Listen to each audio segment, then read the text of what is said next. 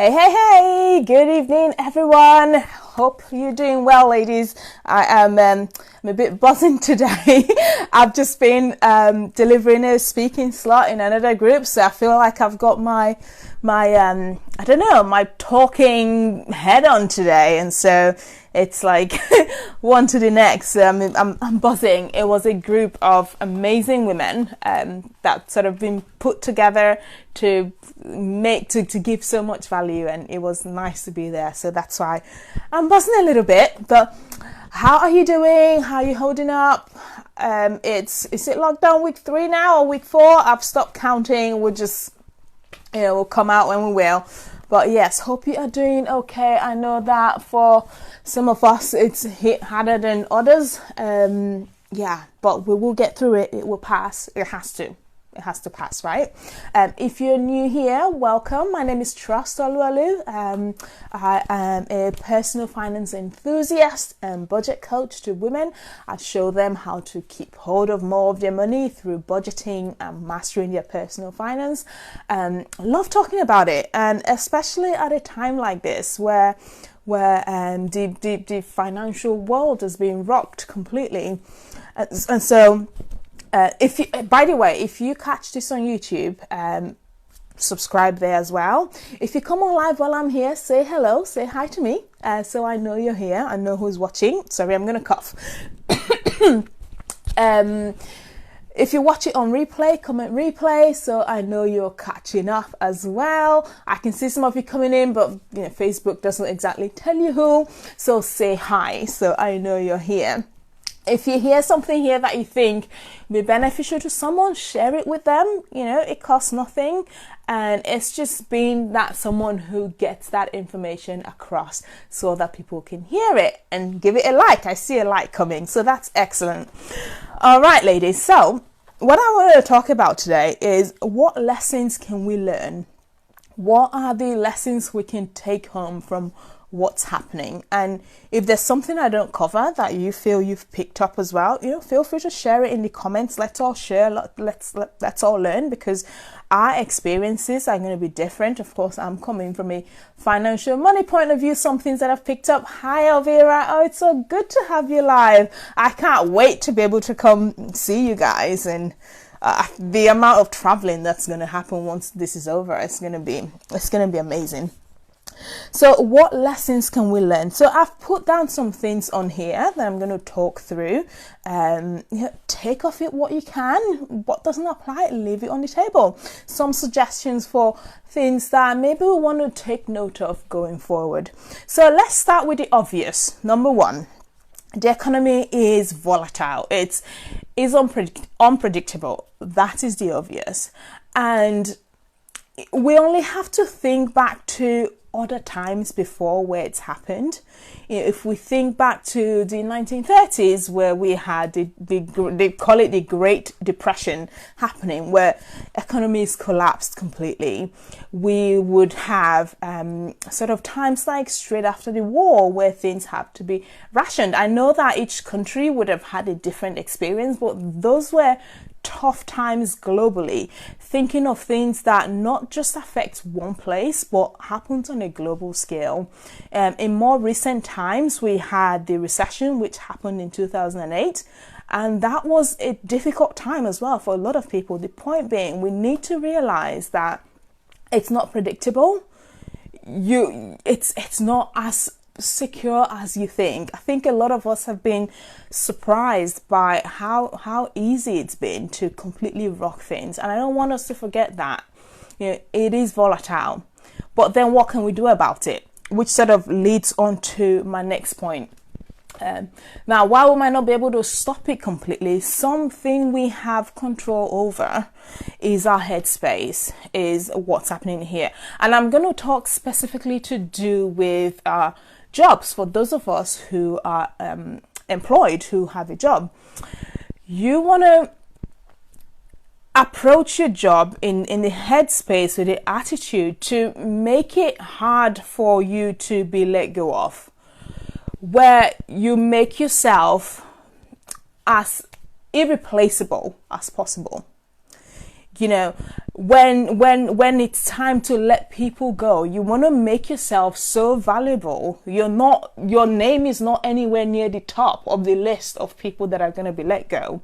And when things go back to normal, which I hope they will, you want to be on a list of the people that are going to be called back in, because of how much value you bring, how your attitude towards work. And it's not just about, you know, working late, working all hours. That's not the only way to show that. I think the attitudes towards work is important as well. And if you're in a job where you couldn't find anything to have a good attitude about, maybe you might want to think about what other options there are. But you want to make yourself as irreplaceable as possible and have a great attitude where if it's time to let people go, you're not top of that list. When it's time to call people back in, when this is all over, you want to be on that list of people that are going to be called back in. Lesson number 3, which sort of ties into that as well. I think in this day and age, we need to have more than one source of income. That was true before this happened, and you're trying hard. Oh, Mandy, of course. Well, Mandy, you are definitely one that we worked together. The thought of you leaving would have shattered a lot of people. You were one of those people that irreplaceable, absolutely. With just how much value you brought and being so helpful. That's what I want to be. So no, you're absolutely doing that, and I know you are. I know you are, absolutely. So the third point, having more than one source of income, it's just a no-brainer now. Going back to how the first lesson, which was the economy is volatile, so are jobs. You know, we want to just give ourselves the option, and I would say that if possible, have one of those be something that takes advantage of where the world is going now. This information technology age that we're living, there's so many ways to create another source of income out there. It's look into it. We're all home, right? Now's a good time to look into that. So we need to give ourselves the options for when things happen, because stuff happens. I mean, hopefully it's not going to be anything like this again, but if we know anything about life, stuff happens, and we want to have more than one source of income so we're not completely vulnerable. So that's another lesson that we can take from that. The next lesson I've put down is not being maxed out all the time. So what by that I mean, you know, you cannot live where you're spending everything you're making. That again leaves you very vulnerable, where the slightest, it's like you're balancing on a knife edge, and it's this slightest bit of stick that moves. I don't know what that game's called, where you're stacking stick. If someone knows, let me know. Where you pull out one and the whole thing just collapses completely. We cannot be at a point where we're completely maxed out. We need to be living wiggle room within our expenses so that, you know, we have a cushion. It's like giving yourself a cushion. If you're currently maxing out everything you're making, we can't keep doing that, ladies. Now we have to stop it. We have to stop it. It's just not a good way to go. It doesn't matter. You don't even necessarily need to be going into debt for that. You need to be sort of leaving room for yourself there. Okay, the next lesson I have, this one is a bit of a controversial one. Something Mike Morocco, is that what the game is called? Is that the game, Karina? I don't know. Is that what it's called? Unless you're talking about something else. I don't know. Okay. The last lesson I have here is, like I said, something that's a bit more controversial. So it is great. I know that most of the people on here are based in the UK. We live in a society where there is a welfare system, and you know, the government has been saying all of this support that they can give to people. As someone who is from a different place, I have a different kind of passport, I'm here as a foreigner. that doesn't apply to me. I live here on the condition that I get no public funds. So for me, that means every penny, every pound that I'm going to have is something that I'm going to have to either work for or get from investment. Like basically, I have to make it. And I've been in that frame of mind for years. So when I think about any income I'm going to have, there is no plan B, there is no fallback plan. The buck stops with me. It stops with me. There's no what I'm going to fall back on. Now, I have amazing friends, and if everything sort of got pulled under and completely knocked off sideways, I know that I have friends who will be willing to support. But I take responsibility for it, for anything that I'm going to have. And even though there is a welfare state, I want to challenge you to adopt a little bit of assuming it stops with you. What if you is where it's at? What if you is where it stops in terms of being financially responsible for yourself, and live with that sort of mind frame, with that sort of mindset? Because for me, it's been a blessing to know that, probably didn't see it at the time when it started, but at a time like this, I'm already there in terms of it stops with me. Basically, is the point I'm trying to make. So even if that's just a little bit, taking on a bit more financial responsibility for where we're at, and everything else is a bonus. If the government gives you something, great, that's a fantastic bonus. And I'm saying this because I care, and I've seen posts about this, people in groups that after being out of work for 2-3 weeks and they're broke, they can't feed themselves, they can't pay their rent, and it's been 3 weeks. Yes, there's the money that's going to come from the government, but that might take some time, and I don't want you to be vulnerable like that. If you assume that it stops with you, and prepare for stuff like that. And that's just going to be a much more comfortable place to be, and have that bit more peace of mind. I know I've spent a lot of time on that one, but that's a big lesson as I was preparing this that really stood out to me, that I wanted to talk about, and ties into something that I bang on about all the time: emergency funds, life tax, whatever you want to call it. The money is set aside for when stuff happens, to cover those things that need to be covered. So the last thing, sort of a bonus point there is, let's start thinking in terms of net worth. Let's start thinking, like the people who have wealth, the way they're assessed.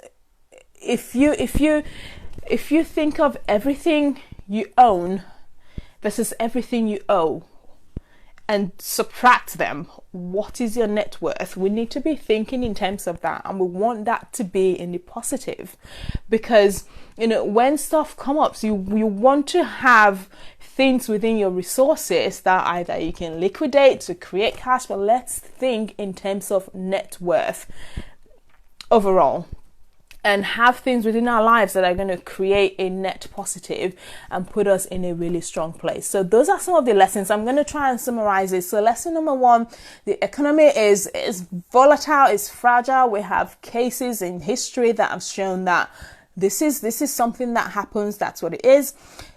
Point number 2, being in the headspace with your job of being irreplaceable, or as irreplaceable as possible, where you're not the first person to be let go of when stuff gets hard, and when this is over, when it's time to call people back in, you want to be one of the first ones to be called back in because you bring so much value to your workplace. Point number 3, having more than one source of income, preferably something that takes advantage of the technology age that we're in. That's where it's at. That's where it's going.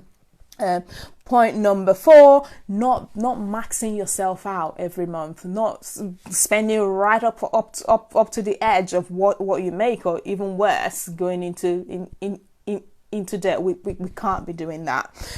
Point number 5, live as if the buck stops with you. Live as if there's no fallback plan. It's up to you to look after yourself. That's the thing. I want to empower you and have you just taking ownership for that. And if there's extra support, fantastic. That's a bonus, but you're not depending on that. So that was it for today. Before I leave, I wanted to let you know of something. Since you're here, you're my audience, you may not have seen it. So last month I did a budget workshop, so live budget with me. That was so much fun. I enjoyed it, and so I have decided to make it something that I do monthly. On the last Sunday of every month, I'm going to do that again. So as I want to share it with you, what exactly I do, and let's do it together. So I'm going to put a link to the private group, because we want to have it private if we're getting into that level of detail. I'm going to put the link to the group at the bottom of this email, where we're going to look at it last Sunday of every month. I am thinking 8 o'clock. That's the current plan. We're going to do a live budget workshop, absolutely free. Come in, chat about it, and let's just do it together. So if you want to be in on that, just invite yourself to the group when I put in the invite, and the link to the group. Oh my goodness. And give me a chance to screen and accept you, because I make sure that it's the right people that are coming in to join that as well. So I wanted to let you know that if you know someone that you think that would be beneficial for, send them the link to that as well, so that they can come in and they have a space every month. So the group is called the female personal finance space. Goodness me. A space where we can really look at what's happening with money on a month-to-month basis. I'm going to have guest speakers there as well from time to time to share additional value. Okay, lovely to have you all on here. I want to hear what lessons you've learned as well from all of this. If it's money related or anything else, I would love to hear it, because like I said, we all have different experiences. And I will speak to you next week. Take care. Bye.